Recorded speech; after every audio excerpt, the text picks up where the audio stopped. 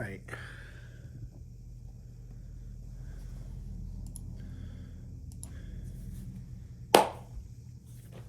How's it going, everybody? Brian with Buffalo Beer Reviews, back with another little local brew.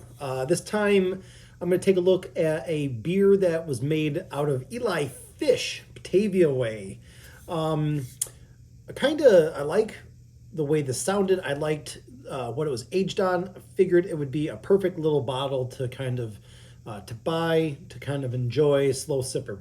So this is their double steep, which is a cold steep stout that's been aged in bourbon barrels for about 20 months, and then it was finished with pistachios and coffee. If you guys know Eli Fish, again, they're out in Batavia, but they do make this really great line of super well done bottles. You know, there's like the steamy, the grains one steamy grain.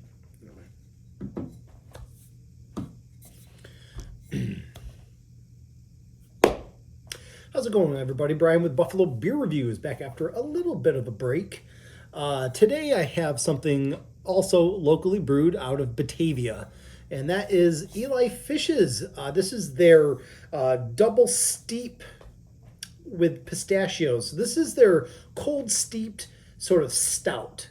This one was aged in bourbon barrels for 20 months, finished with pistachios and coffee. I figured, I'm a huge fan of Eli Fish, their bourbon barrel and their bottle line releases that they do. Huge fan of that. Huge fan of pistachios as well. So I figured it would probably pair well with buying a bottle, enjoying it here at home, seeing what it looks like. Let's get this thing into a glass. I'm gonna leave a little bit of room for my nose. I also let this thing, it was in the refrigerator. I kind of let it sit out on the counter for about 10 minutes before I opened it, just to kind of let it warm up, let it drift up a little bit.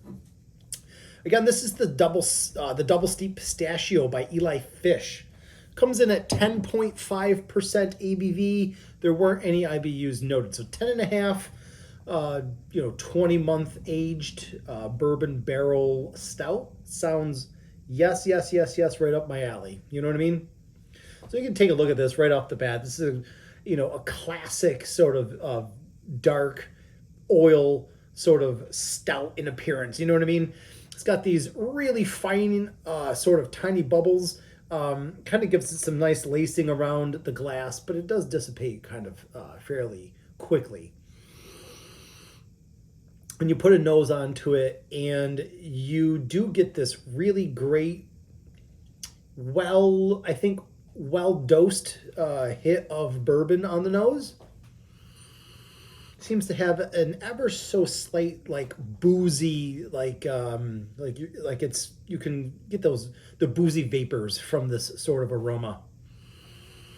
I initially thought I could taste or smell some of the pistachios, some of the nutty sort of qualities as well.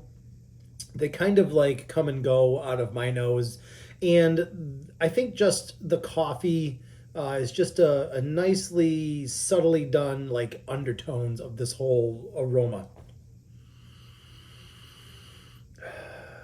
Yeah, there's just something a little bit off than your traditional bourbon barrel aroma. And I've got to think that it's got to play from the pistachios and the coffee. You know what I mean? Let's see how this thing tastes. Here.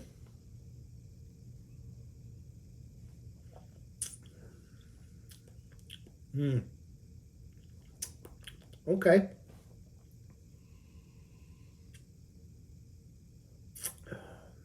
All right. A couple of really sort of upfront tasting notes that I get. One, it's probably leaning a little bit heavier on that viscosity, that mouth coating, that mouth feel, which I like. You can spend a little bit extra money, and you're gonna bourbon barrel age, and you're gonna have like an aged beer. I think today's sort of consumers are expecting it to be have some some hardiness to the body. Do you know what I mean? The bourbon barrel flavoring, the booziness does not translate over to the flavor in a great way. I mean, this is not something that's going to slap you in the face and make you second guess your purchase for the night. Do you know what I mean?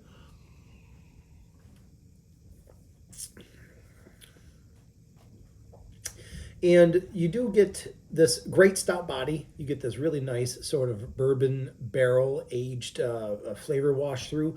You get these nice little hints that poke through of the pistachio. And I'm just getting a real faint sort of coffee presence. And it may be because I was looking for it so tough. You know what I mean? So